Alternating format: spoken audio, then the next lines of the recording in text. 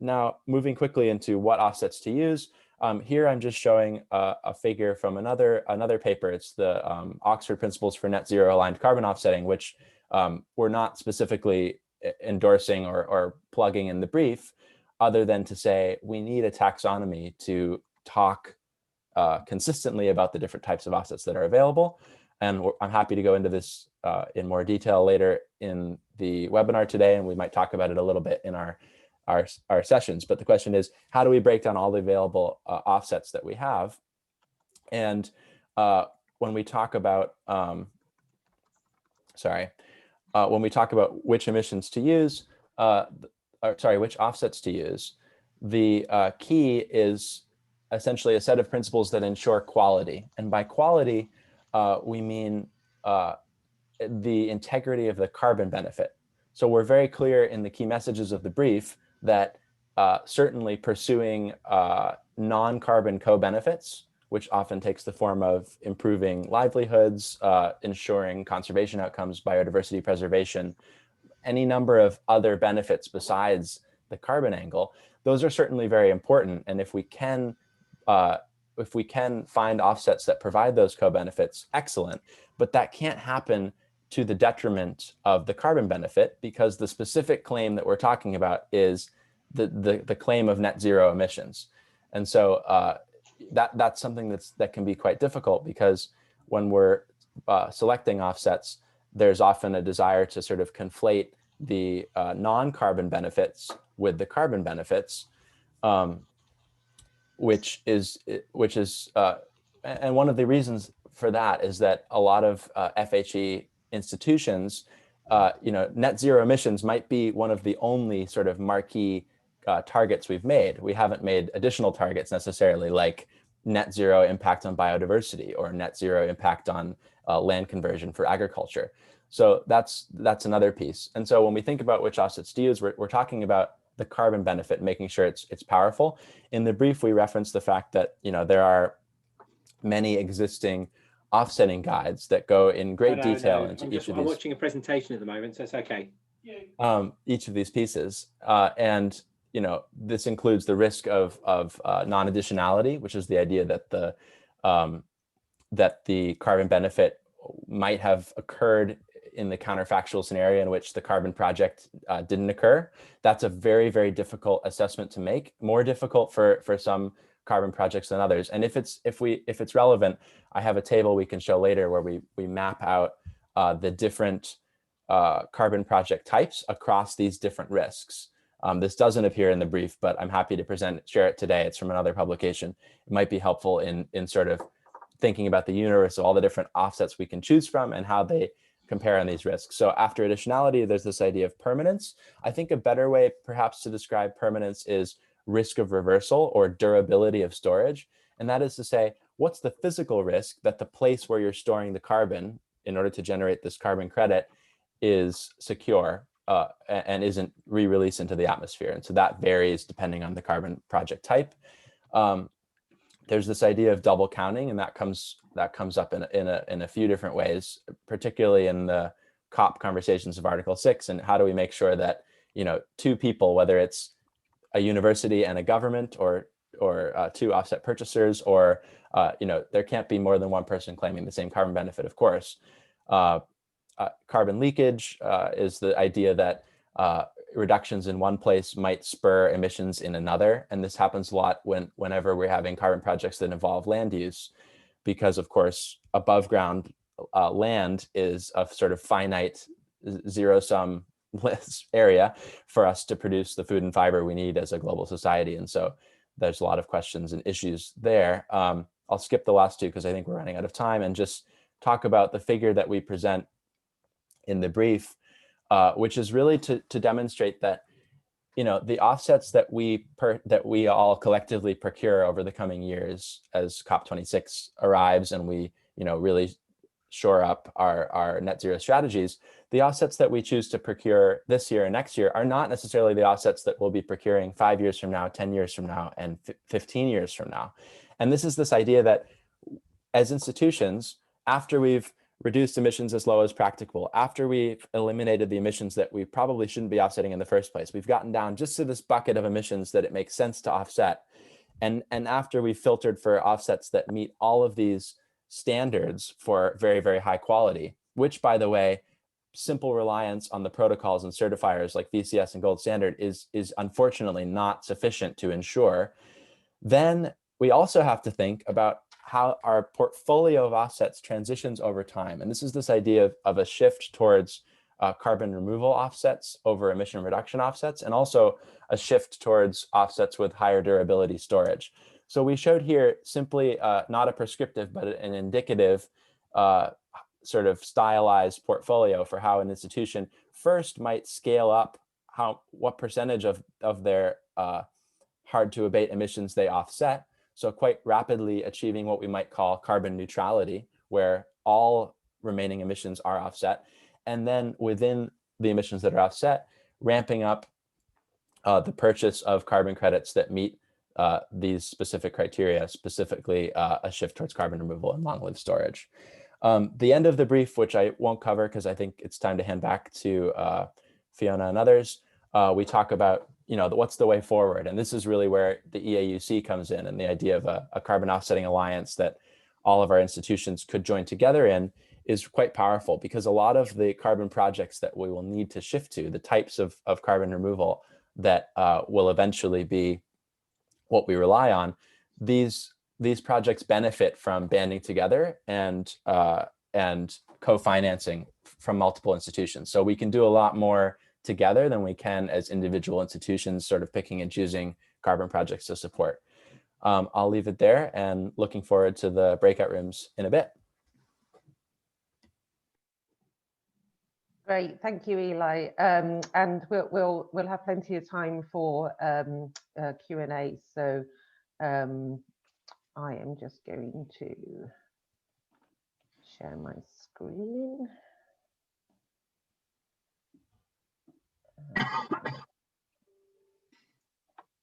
Hopefully you can all see that.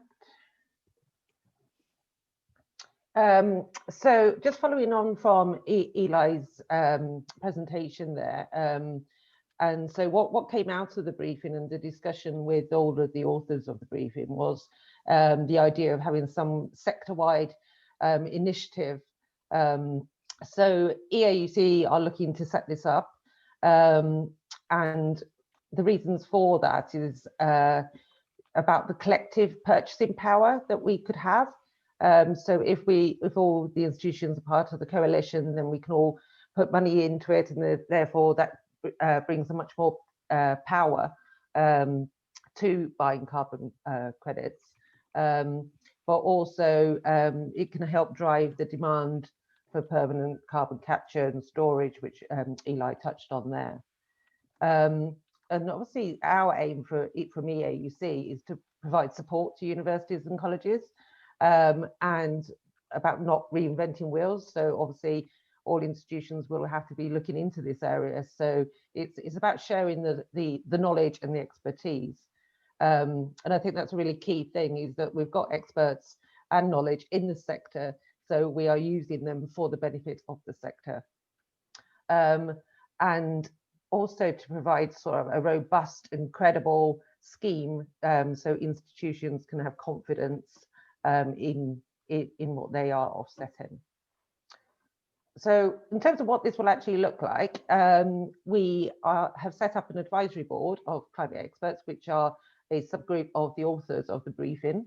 So these really are sort of the best minds in the sector that we have that have that, and that will bring credibility. So they're going to create a robust scoring process that projects will have to go through.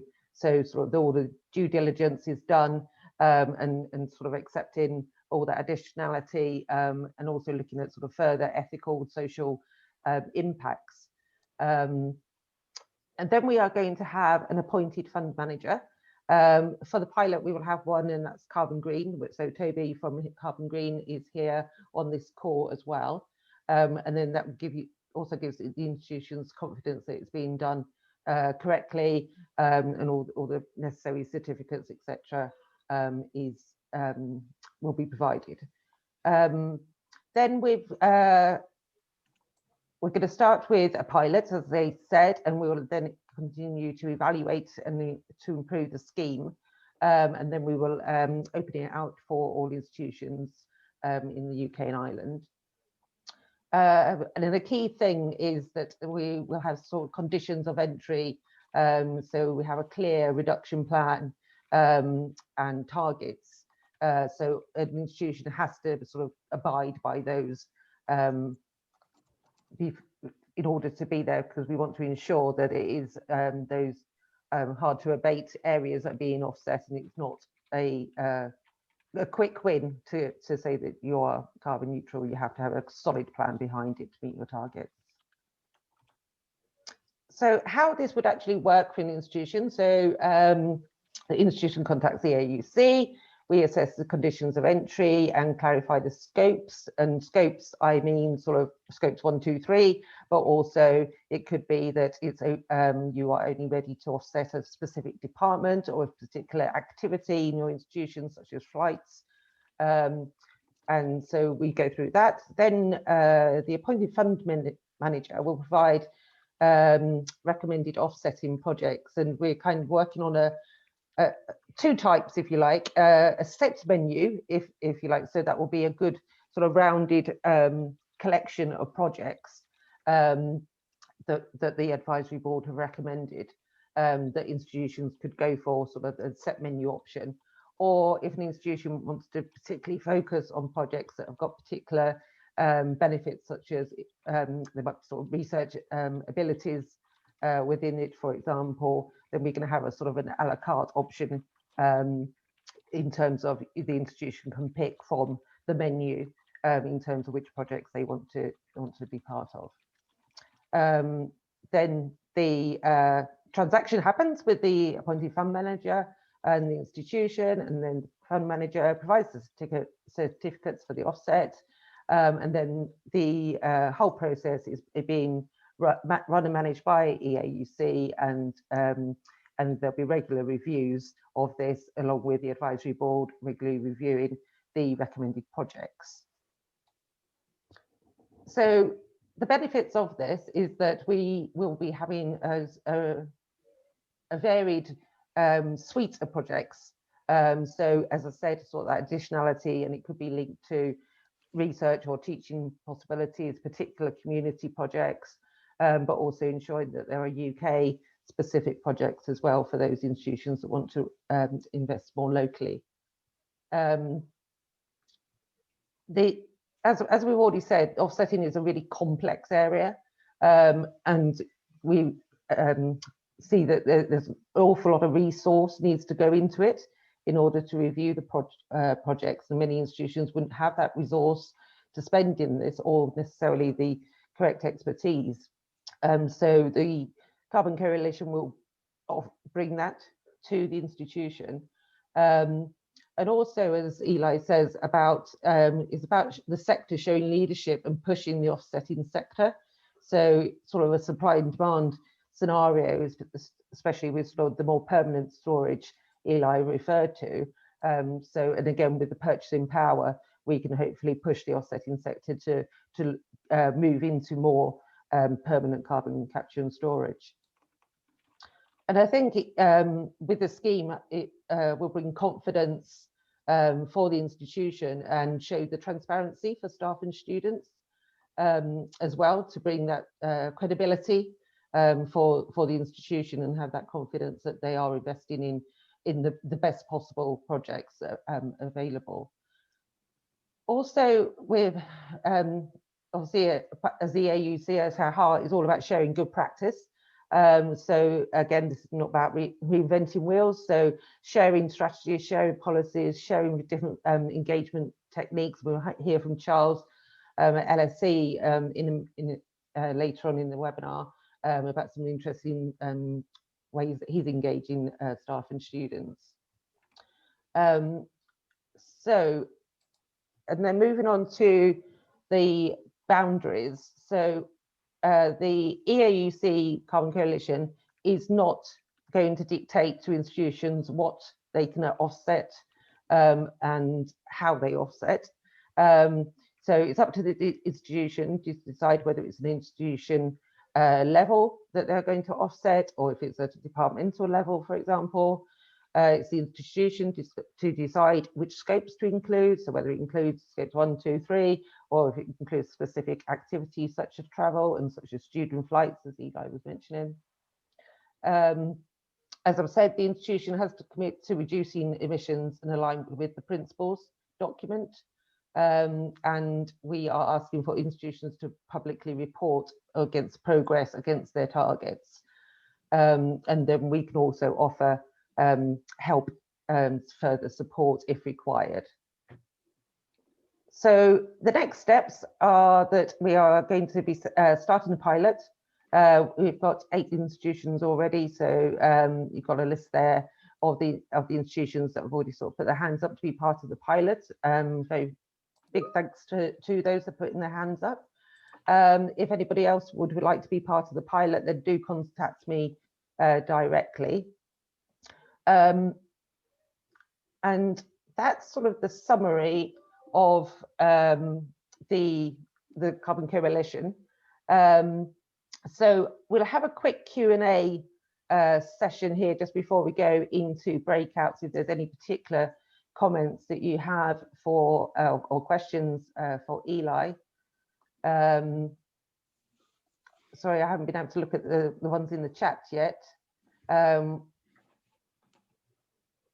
Eli or Toby, do you want to come in about the PAS 2060 and ISO?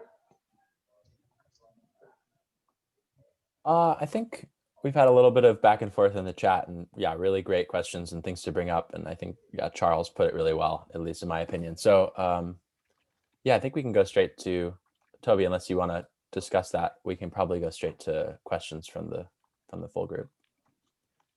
No, I haven't got anything further to say on the PAS. It's more of a reporting standard, I believe, like the ISO 1464 that we talk about in the briefing report. So I don't think it's too useful in deciding what an ideal carbon credit is. And then I think this point about linking to SBTI and sort of movement in that direction is a really important one. There's a number of efforts afoot right now to opine on this idea of what net zero aligned offsetting means, because look, the very concept of offsetting in a voluntary context, a voluntary carbon market, it means you're volunteering to do something. And so there's going to be heterogeneity in the standards and in the practices and what people do. It's by definition not a compliance market, a regulated space.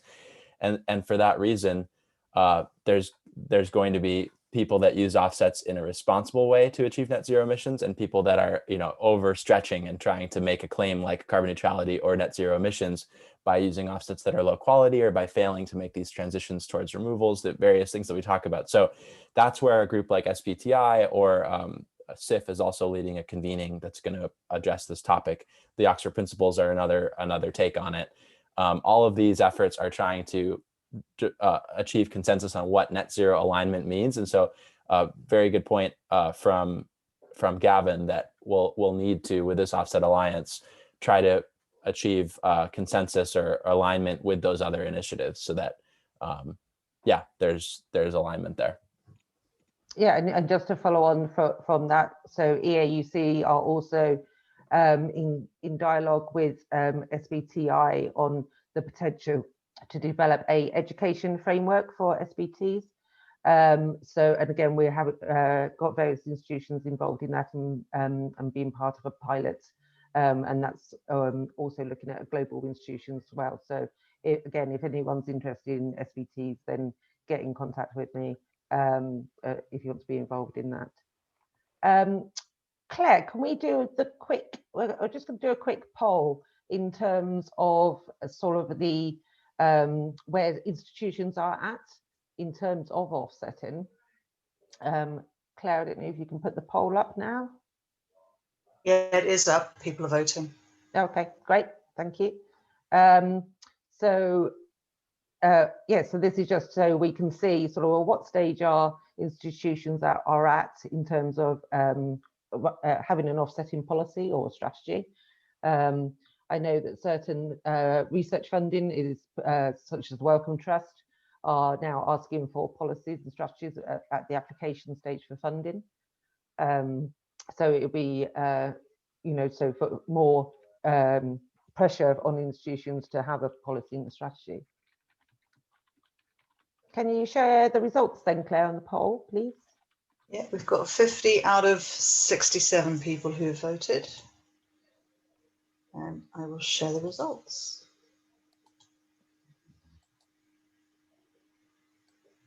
Can you see those, Fiona? No. Okay, I shall read the results out to you. 12% of people say they have a policy in place. 52% said no, and 36 are draft or working on it. Okay, so it's interesting to see that, you know, this is sort of a lots of people are in the draft sort of scenario, and so it'll be really interesting to anyone who has actually got an offsetting policy to contact me, and if they're happy to share, and then we can create a sort of a case study sort of base for examples of offsetting, so that can hopefully help everybody else.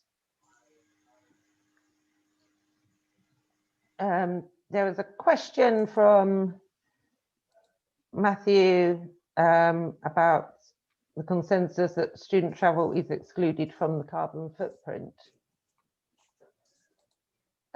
Eli, you touched on this, that you said that was the GHG protocols don't include that. Is that because this is a sort of very specific to the education sector in terms of having, you know, student flights, etc.? It's just, yeah, it's really just a quirk of how the greenhouse gas protocol works, and the fact that, you know, the emissions from flights for students flying to and from the UK are considered those students' scope 3 emissions. They are not considered the scope 3 emissions of the university. We're making the very strong point, which it sounds like others in the chat agree with, that these emissions are clearly very centrally attributable to the university's mission. And so they need to be measured, they need to be tracked. And it's great to see that a lot of universities are taking great strides there, but there needs to be some standardization around, you know, how we estimate these. At Oxford, we have a group called Flying Less. It's a research group, and we've tried to do a little bit of poking around to understand, you know, for individual constituent colleges, what are the flights, and it's really difficult. I mean, it requires essentially surveying students, right? It's not data that we just have access to by default.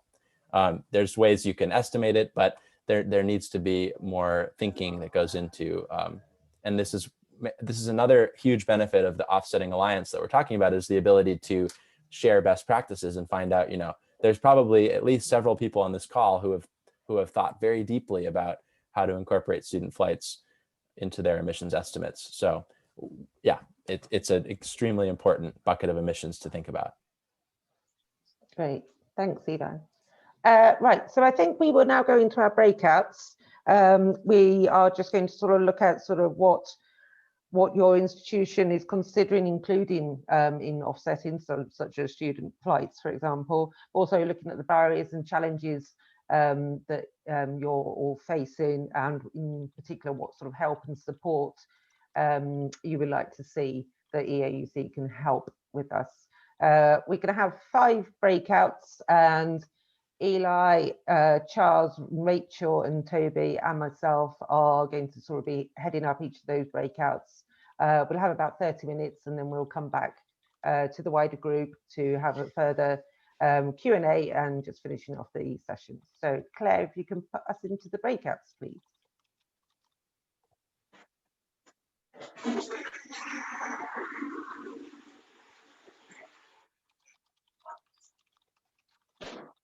Brilliant. Thank you all so much. I hope you had good sessions. If I can ask just the leads for each session, just to give sort of a bit of a heads up overview of sort of key messages from their group. If we can try and keep it to sort of three main bullet points, and because then we can open it up for a wider Q&A. So Charles, do you want to go first? Yep. So I think it was interesting, those very different levels of maturity across the universities, not surprisingly maybe, and some universities like being at the stage where actually they still need to focus on the reduction aspect, which makes a lot of sense. Like you don't want to start opening the offsetting box if you've not done like the bulk of the work on reduction. And then there was discussions about the use of in-setting scheme or local solutions, which was quite interesting. So for some universities, so trying to create link for like local solutions, like the Wildlife Trust, so like local forestry projects. And then discussions about scopes and what scopes are or what emissions are we going to offset. And like there was quite a variety, with some focusing on specific things. So for instance, the student travel, or like I guess LSE, we're going a bit wider and we're doing full scopes, like we're doing all as scope 1 and a lot of as scope 3. So that's the headlines. Brilliant. Thanks, Charles. Rachel. We had a lot of discussion about responsibility and what is the university's responsibility to offset. So just because we can influence something, does that mean we have responsibility for it? And where does the responsibility lie? And we particularly talked about travel and flight. So for example, how many student flights a year should a university be responsible for? And does that depend on the business model of the university? What about students who are going on a year out? We think they're quite often forgotten from the calculations, but if they're going as a year abroad, for example, for their degree, then we're requiring them to go there. And also about how one of the challenges is how difficult it is to even measure what the student emissions are. And there's a certain amount of estimating can be done, but actually the measurement is very tricky. So we had a lot of discussion about flights. We had some discussion about ethical responsibility and equality as well. So some students may have less money and choose to therefore travel less, or and where does the responsibility lie? And obviously you don't want to be impacting student equality in the way that we do this. We talked a bit about how universities could have some responsibility to influence outside. So for example, private landlords and our staff, and about how we, as staff, both staff and students, if we're all at home, for example, how often do you turn your heating on? How hot do you have your house? How can you influence the private landlords to insulate the student houses better? Or how can you inform your students to understand how energy efficient a house may be before they sign up to rent it for the next year? Because that's really quite difficult for them to work out and understand at the minute. So is there some information and learning and knowledge exchange that could be really useful to help in the reduction side of things? I think that covers a lot of what we discussed. Brilliant, thanks. Toby. Hi. So we had very similar to Charles and his group, where my sort of group were focused on reductions still. However, even though they had reduction plans, it was very difficult to execute the plans due to finances. They believe that instead of the sort of discussion being within the sustainability team pushing this, it needs to come from that senior level team asking for it. There's nothing wrong with sustainability teams. They want to do it. They want to do as much as they can. However, it just needs to come from that senior level, and it needs to come with some financial backing to execute it, essentially. We also had a discussion about nature-based solutions, local nature-based solutions. However, this can't be applicable to all universities because some are based in city campuses where there just aren't the green spaces to do it. And even when some universities or institutions wish to do these local nature-based solutions, the local authorities weren't too helpful, and that they had to then go sort of further afield and sort of really take the extra miles to go and do these like sort of nice good things such as planting trees or increasing the biodiversity. So maybe some sort of contact with local authorities to actually help get on board with these ideas. And then the last thing was that student engagement. There could be more done to get students engaged and get aware of what needs to be done and how the university could do it. Brilliant, thanks. Eli, your group? Yeah, almost everything that's been said was a very key theme for us as well. I mean, the main insight was that just the heterogeneity, the difference in how the different universities approach things. I mean, some like Edinburgh aren't even taking a market-based approach. In other words, not going out onto the open market to buy offsets at all. At least that's the current plan. Others are still very focused on decarbonizing heat. So I think we should sort of embrace that diversity of where people are at and different approaches. And it's going to be really key to find out, given that, what are the things that the Central Alliance can provide.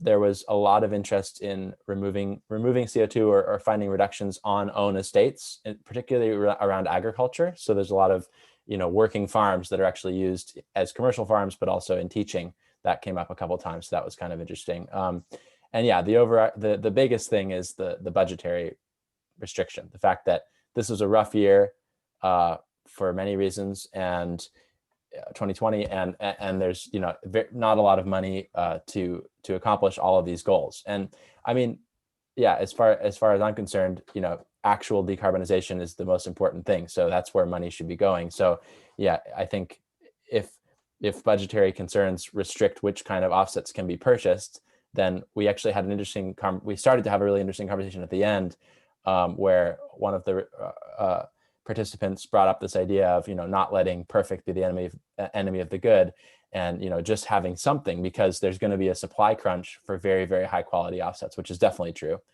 The tricky thing there is that we shouldn't let the desire to offset become a goal in and of itself. And so if the only offsets that we can afford are of too low cost to motivate abatement, or of too low quality to actually constitute a real reduction or removal, then there's no sense in purchasing them. So really interesting conversation. Wish we had more time, but thank you very much, everyone. Thanks, Eli. And I think, well, my group was also sort of very much the same. And it seems like a lot of strategies and policies are still in people's heads at the moment rather than on paper. So, but I think sort of two interesting things came out from my group was the sort of the notion about, if your supplier is offsetting, then do you have to offset? Because then essentially you're double offsetting. So obviously that's sort of in a dream scenario, in your supply chain is all offsetting. But I think also sort of the renewable energy as well, and whether that's sort of double offsetting there.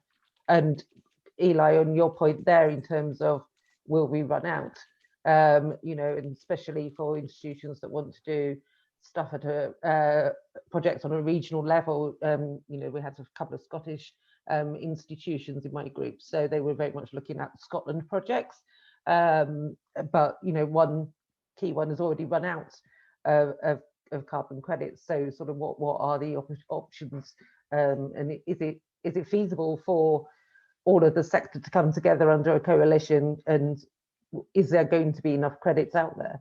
So I thought that was an interesting point. Now, Toby or Eli or Rachel, whether you've got any thoughts on that in terms of, is there enough out there?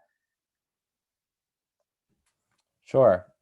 It depends what kinds of offsets you're talking about, because is there enough supply of renewable energy offsets? Well, yes, there's a massive surplus that could absorb all of the demand from CORSIA for the next 5 years and do absolutely nothing to the atmosphere. So that's a major problem. So there is a glut of supply of completely meaningless, terrible offsets. There is probably not enough supply of super high quality, long-lived nature-based solutions in the UK. So people talk a lot about peatland restoration, soil carbon sequestration. There's issues there where I think for soil carbon in particular, it's very heterogeneous. It's really hard to have landscape level assessments of soil carbon. So some of those pathways need more research to actually be robust.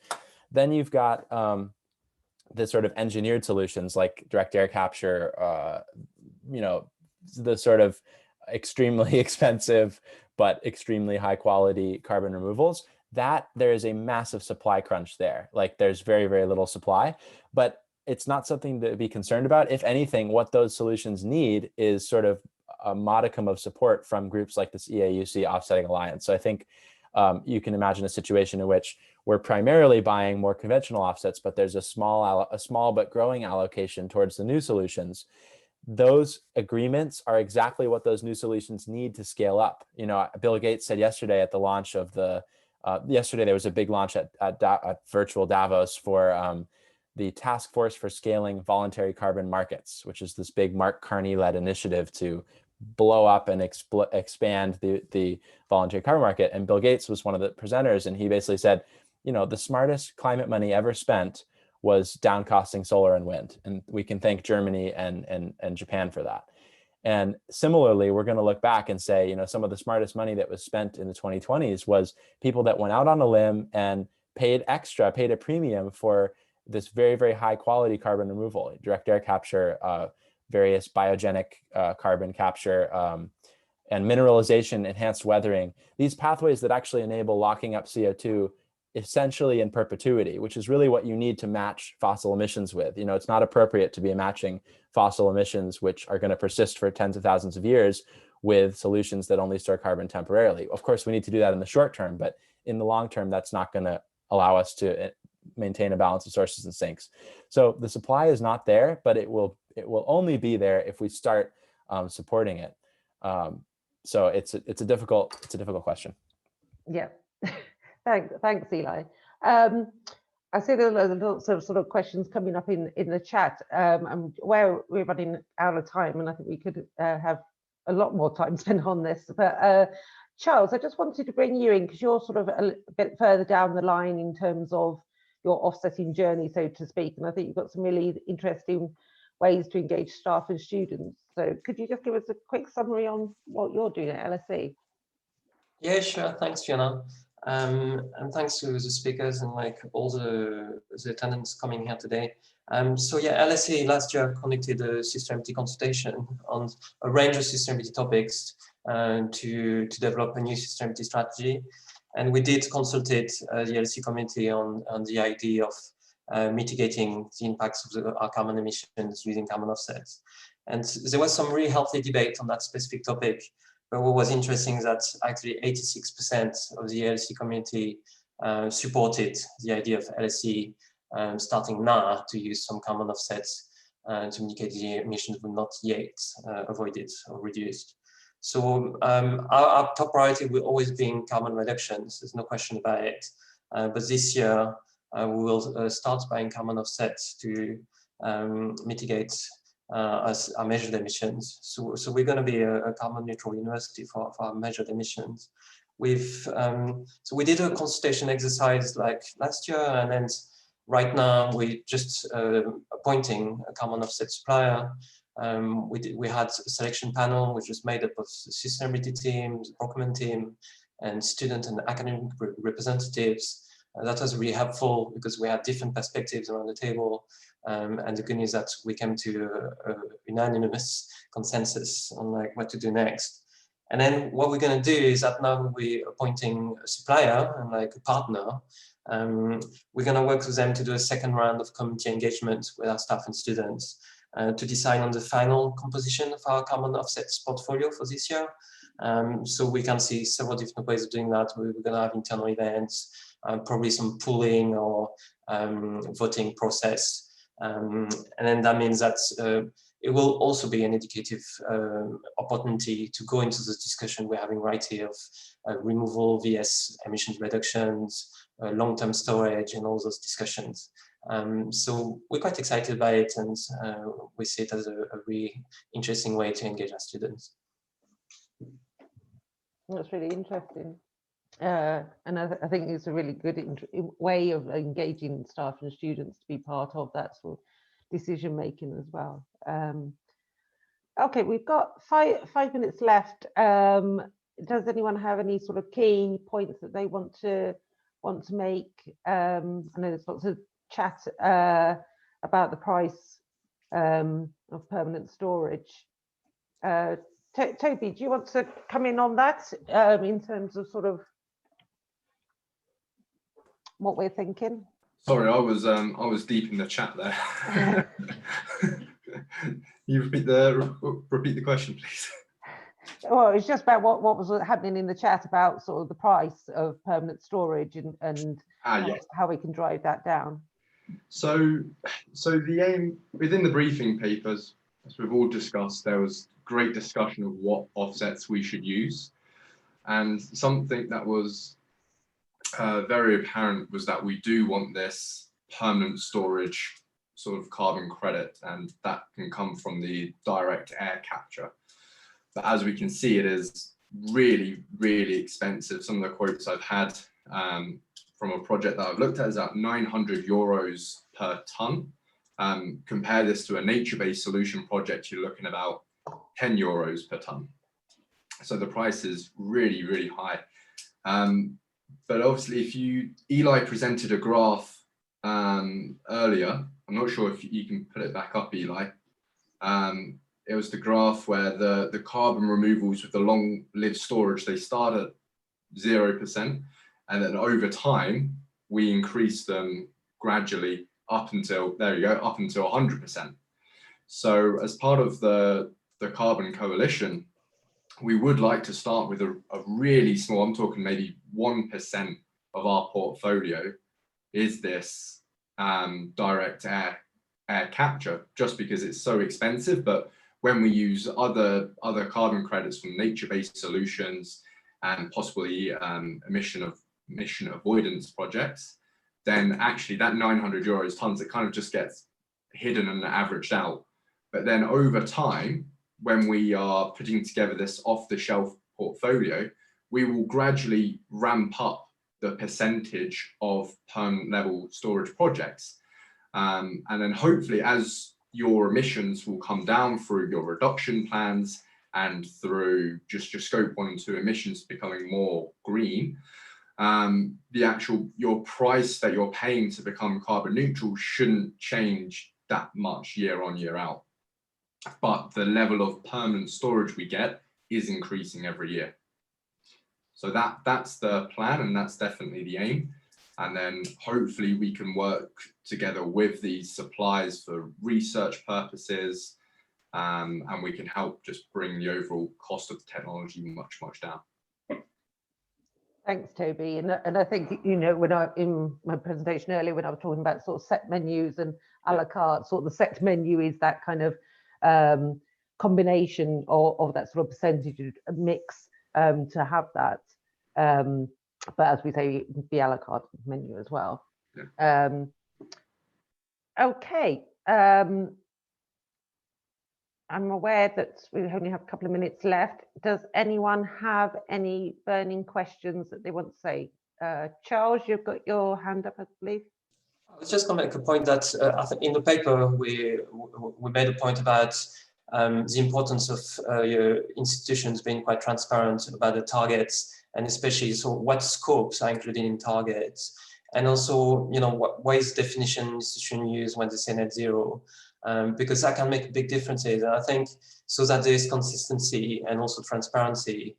That's a point maybe we can all take away and we can do right now. It's like, okay, so when I'm saying I'm going to be net zero by X or Y, what exact scopes am I putting in, and what kind of offsets am I talking about when I'm saying I'm going to be net zero? Is it reduction offsets or is it removal offsets? Because really, if you're talking about proper net zero, you're talking about good removal offsets. And if we're all transparent, I think it creates, you know, it's going to really improve the quality of the debate and the quality of the information out there. Thanks, Charles. Great. Well, thank you everyone for fascinating discussions. Do get in touch with me if you've got any further questions about the coalition, or if you're to be about the science-based targets as well. Just get in touch with me. I would like to say a big thank you to Eli for getting up at 5 o'clock in the morning, and a big thank you to Charles, Rachel and Toby as well for helping out with the breakouts and with the presentations. thank you very much, everyone, and we will all see you very soon. Thank you. Bye. Thank you, Fiona, for bringing us all together. Thanks, Eli.